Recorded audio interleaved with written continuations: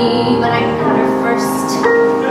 When she got malicious, she happened to kick in. Could be just as vicious and twice as vindictive.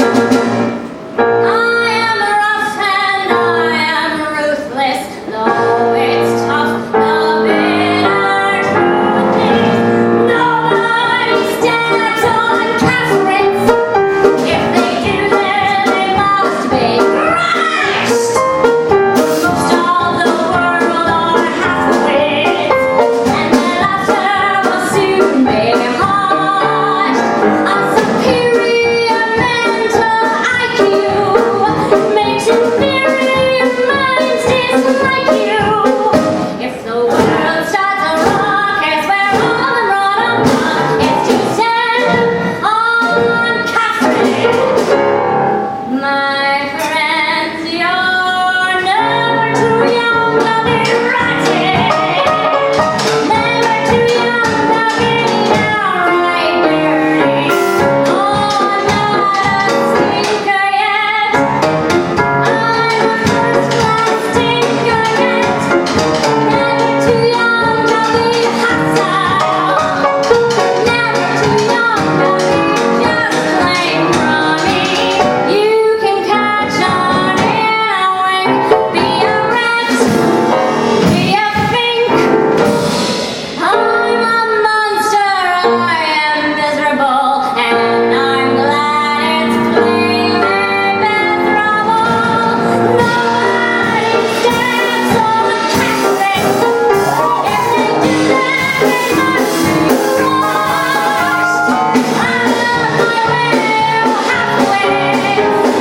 Nobody stands on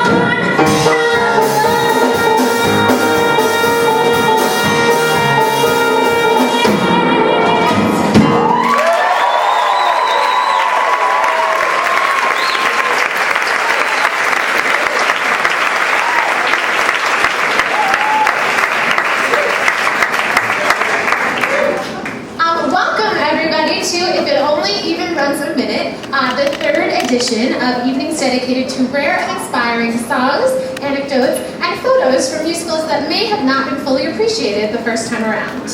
Yay. So that was Kate Wetherhead singing Nobody Steps on Kafritz.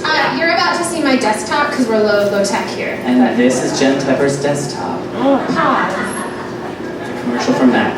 Anywho, from the musical Henry Sweet Henry. Yes. This musical, it's a musical comedy from 1967, and it was based on the film The World of Henry Orient, about two teenage girls who are obsessed with a celebrity and run around town inadvertently terrorizing him. And he was kind of like a virtuosic piano player. Yeah, he was a celebrity classical pianist, 67. That's crazy, like Liberace or something. But the music and lyrics were by Bob Merrill, who wrote Funny Girl and Carnival, and the show received great reviews out of town. When Henry Sweet Henry opened in New York, it was a few weeks after New York Times critic Clive Barnes had been overcome by hair at the public, and he thought that all Broadway musicals should have sounds that reflected contemporary music. Henry Sweet Henry did not see the black and white playbill, automatic, no. Wow, improv already. The show received many great reviews from other New York critics, but it never recovered from the pan of the times, and it unfortunately closed after 80 performances. And the song Nobody Steps on Kafritz was not performed by either of the lead girls, but rather by a supporting character who was the villain, or as the kids say these days, their frenemy. That's hilarious. And it was played by Alice Clayton, who stole the show. And the New York Times said that... Stolen, right there. And the New York Times said that this 4-foot, 10-inch, 95-pound file of irresistible meanness is the talk of Broadway. Alice Clayton was only 20 years old, and indeed Henry Sweet Henry also had a great young 24-year-old choreographer named Michael Bennett. Yeah. Yes, applause for Michael Bennett. And a 23-year-old dance arranger named Marvin Hamlish. When they were both really disappointed after the show closed prematurely, Marvin was very sad, and Michael said to him, "Don't worry, I promise we'll work together again. I'm putting you in my Rolodex under G for Genius." And they did work together again in a chorus line, of course. But you guys knew that. I've already slipped in references to hair and a chorus line, and we're not talking about either of those things. Awesome. Great. In any case, Nobody Steps on Kafritz was a highlight of the show, and on opening night, the audience would not stop applauding because that song is awesome. How awesome was Kate Wetherhead? So great.